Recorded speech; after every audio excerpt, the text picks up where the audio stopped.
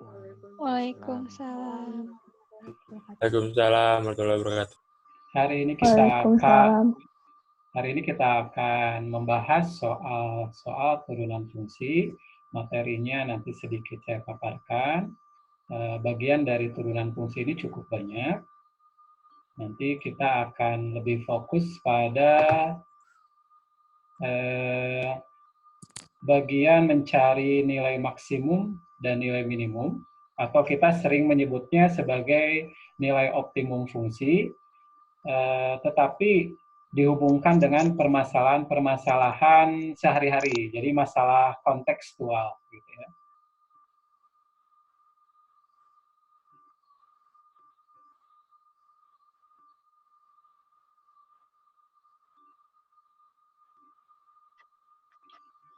Oke, di file ini sebenarnya berisi 4 bagian penting, yaitu definisi dan rumus-rumus turunan. Bagian ini sudah pernah kita bahas di sebelumnya. Kemudian persamaan garis singgung kurva, gradien garis singgung kurva.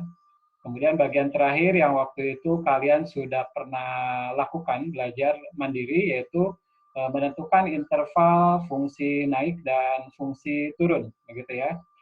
Dan bagian terakhir adalah mencari nilai optimum fungsi, gitu ya. Nah, sebelum ke bagian nilai optimum fungsi, saya akan coba sedikit review tentang fungsi naik dan fungsi turun.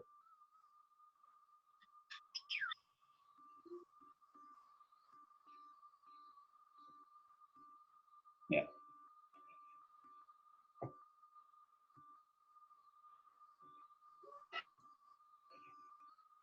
Oke, di sini ada beberapa contoh soal yang terkait dengan menentukan interval fungsi naik dan fungsi turun, gitu ya. Misalnya begini, garis K memiliki gradien 4 dan menyinggung kurva Y sama dengan X kuadrat kurang 5 di titik A. Berapakah ordinat dari titik A tersebut? Nah, yang disebut sebagai ordinat itu adalah unsur Y pada titik. Jadi kalau titik itu memiliki koordinat X, Y, nah Y-nya itu disebut sebagai ordinat. Sedangkan X-nya kita sebut sebagai absis, gitu ya. Nah,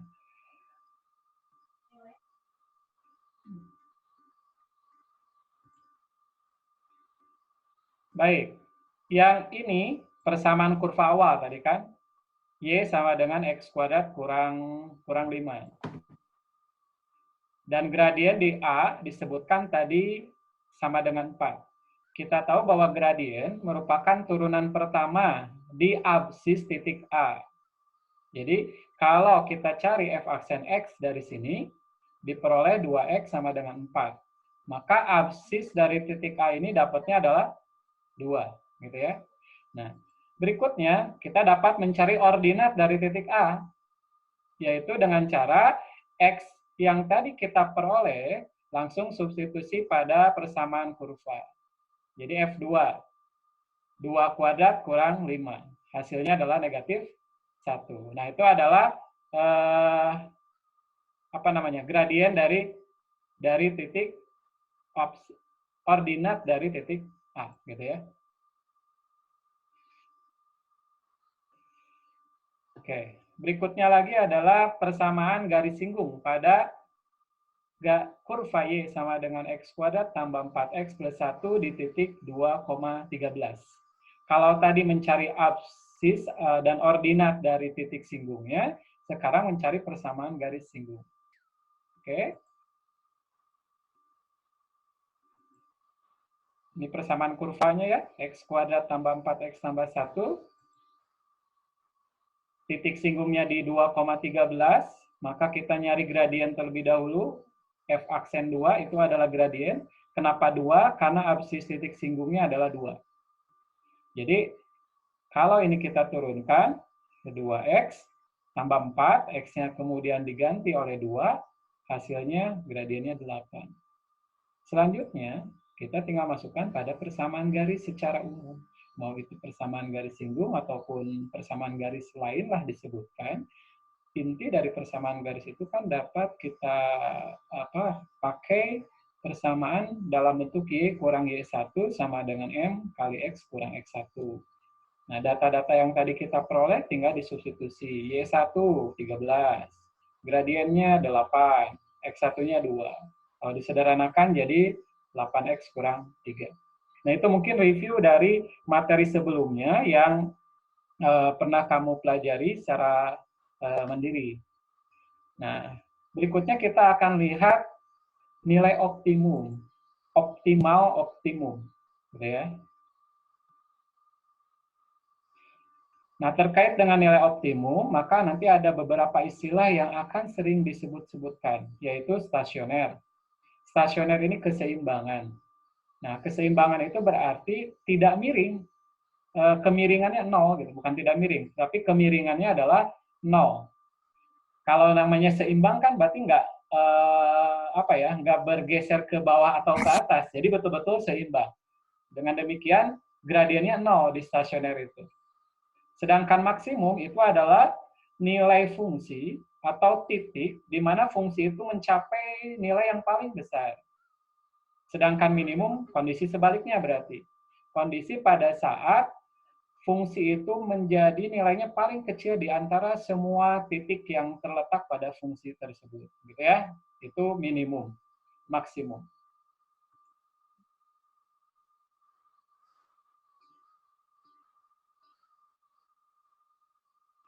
Baik. Ada sedikit hal yang memang perlu kita perhatikan. Yang pertama adalah selama ini kita ketahui kebanyakan fungsi itu domainnya dari negatif tahingga sampai positif tahingga. Jadi domainnya tidak dibatasi dari ujung kiri sampai ujung kanan, bilangan real. Nah, apa yang terjadi kalau fungsinya domainnya tidak terbatas dari ujung kiri sampai ujung kanan? Maka untuk mendapatkan nilai optimum, ya, untuk fungsi dengan domainnya tidak dibatasi, nilai optimumnya itu akan terjadi pada titik stasioner. Gitu ya. Tetapi agak berbeda kondisinya pada saat fungsinya dipotong grafiknya atau domainnya dibatasi. Ada ujung kiri dan ujung kanannya lah.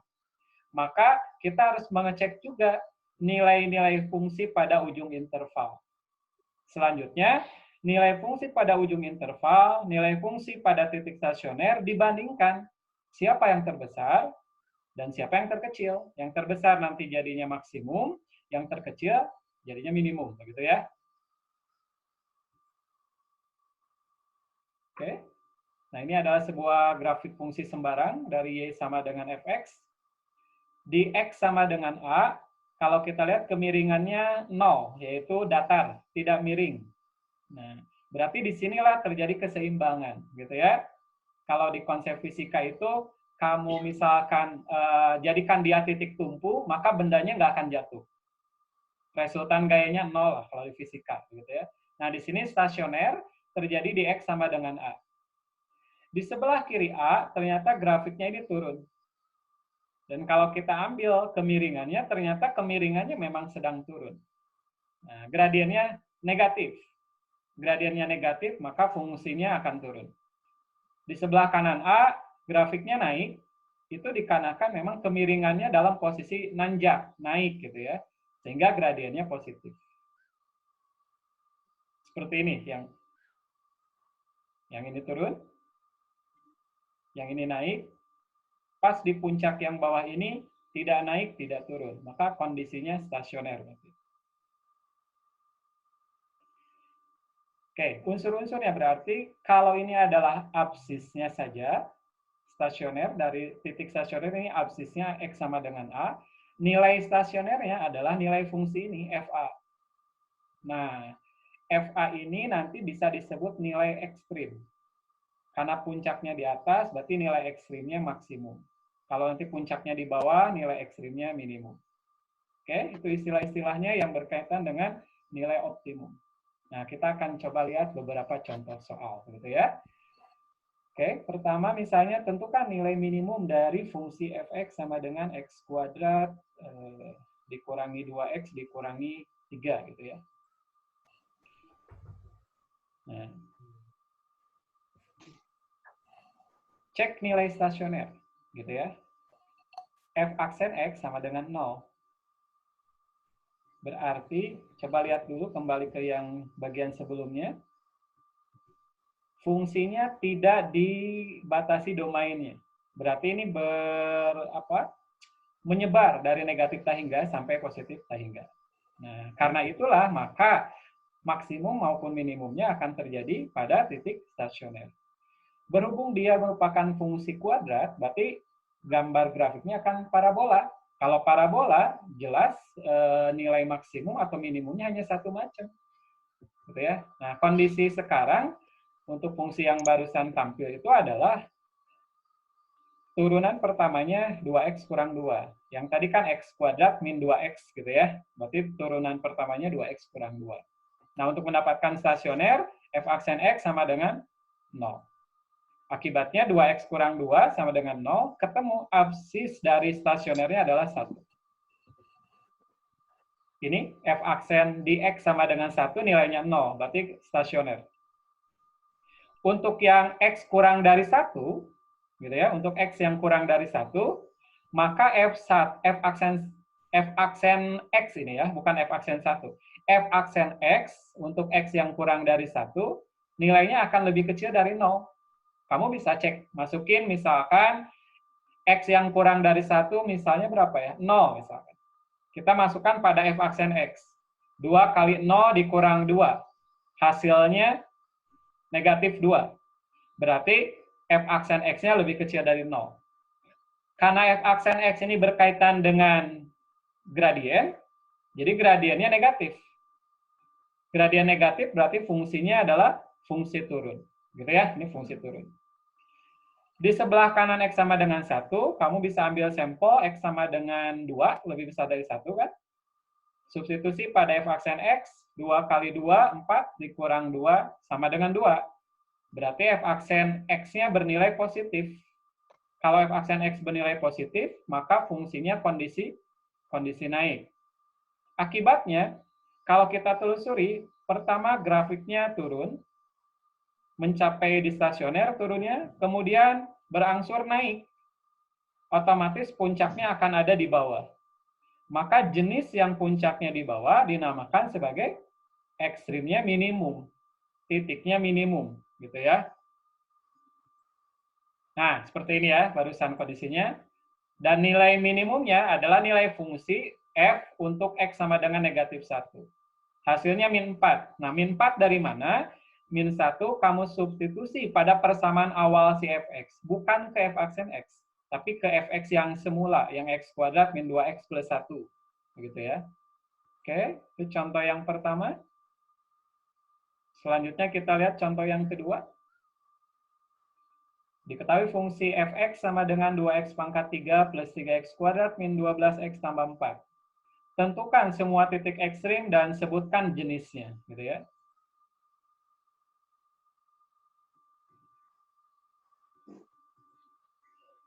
F aksen x-nya kita cari dulu.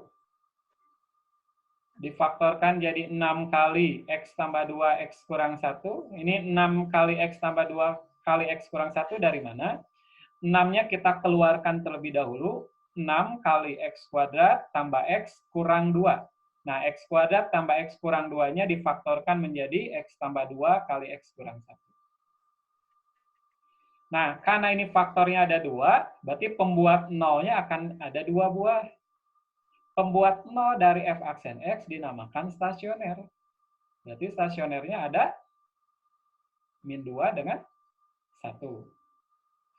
Kita cek untuk x di sebelah kiri dari negatif 2, ambil sampel, misalkan negatif 3, kita masukkan ke si f aksen x ke sini, bisa dipastikan kamu dapat mengecek bahwa nilainya akan jadi positif. Untuk x sama dengan min 2 pasti 0 karena dia stasioner. Untuk x di antara min 2 dengan 1, kamu bisa ambil contoh misalkan antara min 2 dengan 1, bisa ambil contoh 0, dimasukin ke si f aksen x, maka hasilnya akan negatif, gitu ya. Sedangkan untuk x yang lebih besar dari 1, kita bisa ambil contoh x sama dengan 2, dimasukkan ke sini juga hasilnya positif. Kesimpulannya berarti untuk X yang kurang dari negatif 2, fungsinya naik. Untuk X sama dengan min 2 terjadi stasioner atau puncak nanti terjadi di situ. Sedangkan untuk X di antara min 2 dan 1, fungsi kembali turun. Di X sama dengan 1 terjadi puncak lagi, stasioner. Di X lebih besar dari 1 akan naik lagi. Berarti karena stasionernya ada 2, maka kurvanya memiliki 2 puncak. Yang jenisnya mungkin berbeda gitu ya, yang satu minimum, satu maksimum. Nah, seperti ini. Ilustrasi pada garis bilangan, dan ini ilustrasi kurvanya. Oke, seperti itu.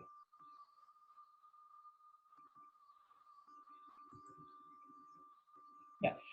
Nah, selanjutnya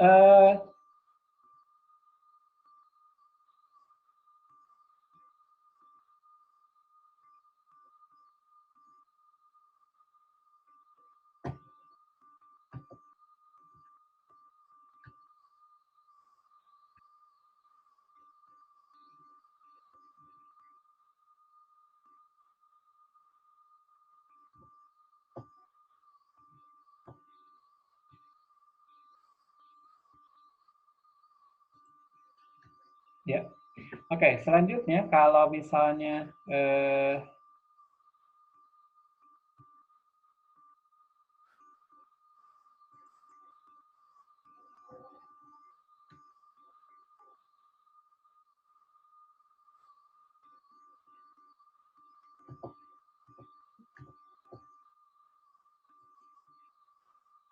nah, selanjutnya kalau misalkan yang tadi itu kita lihat pada garis bilangan, maka ilustrasi garis bilangannya adalah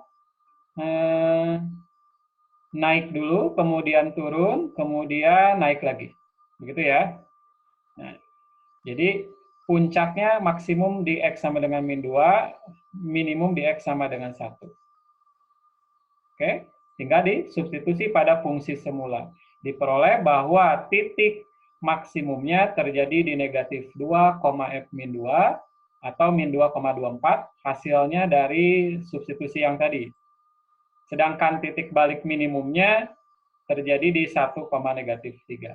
Nah, nama titik balik maksimum itu disebut jenis ekstrim. Titik balik minimum disebutnya jenis ekstrim juga. Begitu ya.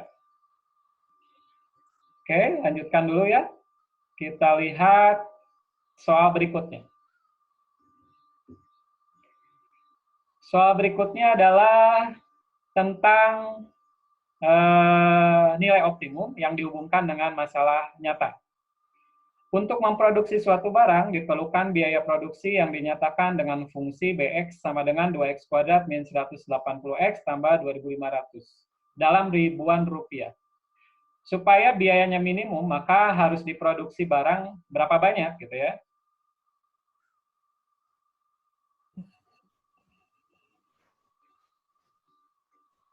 Diketahui fungsi biayanya seperti ini. Cari stasioner, karena fungsi biaya tadi tidak disebutkan domainnya dibatasi, berarti minimumnya terjadi di stasioner. Ketemu X-nya 45. Berarti kita dapat simpulkan, supaya biaya ini menjadi paling kecil atau minimum, maka produksi barangnya harus sebanyak 45 unit. Nggak boleh kurang, nggak boleh lebih. Gitu ya?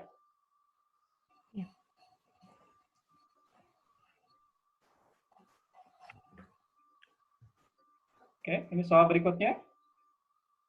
Suatu perusahaan memproduksi X unit barang dengan biaya sebesar 5x kuadrat min 10x tambah 30 dalam ribuan rupiah. Jadi ini ada 0,3 di belakang sini. Artinya di sini 5.000, yang ini 10.000, dan ini 30.000 gitu ya. Cuma disederhanakan dalam ribuan rupiah.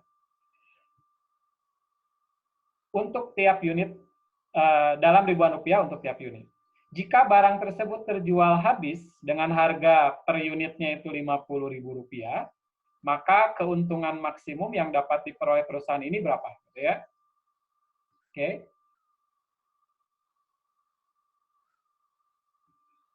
Ini fungsi biaya diketahui. Penjualan X produk kita nyatakan fungsinya dalam bentuk PX sama dengan 50X. Kenapa tidak 50.000 X gitu ya? Tadi harga produk per unit adalah 50.000. Dan biaya untuk X unit itu dinyatakan dalam ribuan rupiah tadi. Jadi nolnya tidak, 03-nya itu tidak ditulis. Nah, satuannya mesti sama. Jadi kalau biayanya ribuannya itu disederhanakan, maka yang penjualan X produk juga berarti ribunya itu tidak ditulis. Jadi kita nulisnya 50X karena produk yang diproduksinya, barang yang diproduksinya sebanyak X gitu ya. Nah, bagaimana menghitung laba atau keuntungan? Laba atau keuntungan itu adalah selisih antara pendapatan yang diperoleh dari hasil penjualan dengan biaya yang dikeluarkan, biaya total gitu kan. Jadi 50X atau dari PX ini dikurangi dengan BX ya, biaya. Kita sederhanakan dulu, dapatnya negatif 5X kuadrat tambah 60X kurang 30. Nah, kemudian cari stasioner. Dapat stasionernya 6. X ini berkaitan dengan barang. Jadi biar labanya maksimum, maka barangnya harus dibuat sebanyak 6 buah saja. Dan berapa laba maksimumnya? Kita tinggal substitusi pada fungsi laba atau fungsi keuntungan yang ini. Diperolehlah 150.000 rupiah keuntungan maksimumnya. Kalau kamu produksi sebanyak 7 atau 5 buah, maka keuntungannya akan lebih kecil dari 150.000. Kita beralih pada contoh berikutnya. Sebuah taman bentuknya persegi dengan keliling berbentuk persegi panjang, ini maksudnya kelihatannya ya, dengan keliling 2X tambah 24 dan lebarnya 8 kurang X. Nah, supaya luas tamannya maksimum, maka panjang taman tersebut berapa?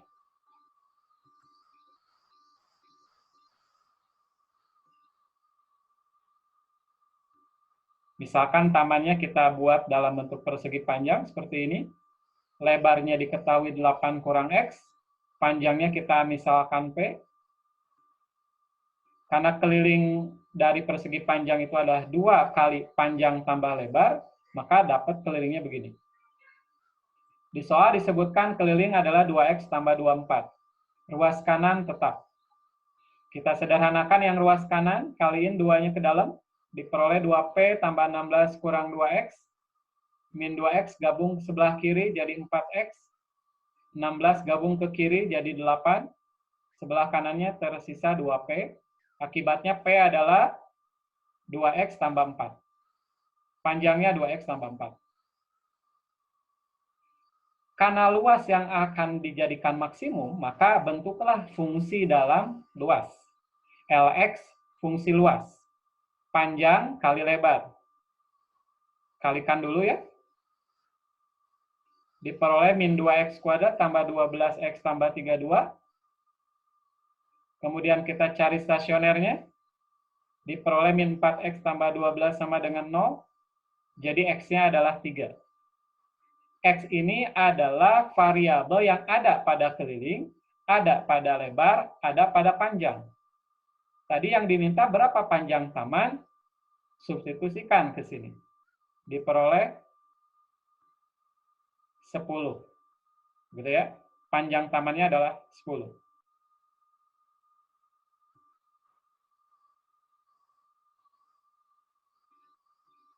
Oke, ini contoh terakhir untuk yang paparan pertama. Perhatikan bahwa di dalam segitiga ini terdapat persegi panjang yang salah satu titik sudutnya berada pada garis. Nah, persegi panjang ini sembarang, bisa saja nanti kita membuat persegi panjangnya agak vertikal atau lebih horizontal.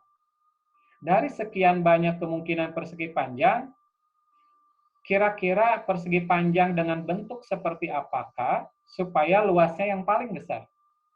Berapakah luas maksimum dari persegi panjang, gitu ya?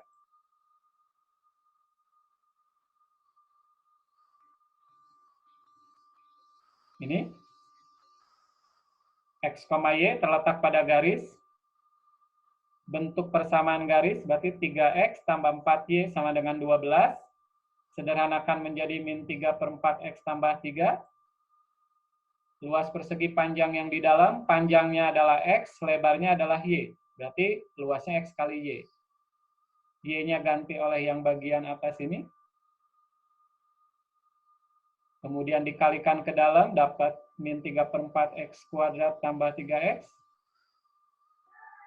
Kemudian kita cari stasioner, ketemu X-nya sama dengan 2. Kamu lihat bahwa X sama dengan 2 ini adalah setengahnya dari 4. Maka luasnya adalah